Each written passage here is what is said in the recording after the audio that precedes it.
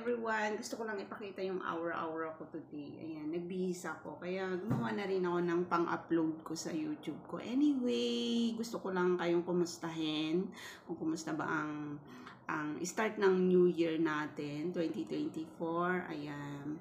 Maraming salamat po sa blessings at sa mga nagsusupport sa channel ko. Ayan. Tinitry ko din na suklian lahat ng mga nagsusupport sa akin. Ayan. At sa mga ka-team natin sa Team Paangat, TPPS Farm. Ayan. Maraming salamat po sa inyong lahat. Ayan. Sana stay positive lang tayo. Ano man yung pinagdadaanan natin sa mga trabaho, mahirap, puyat, lahat na we believe naman in God that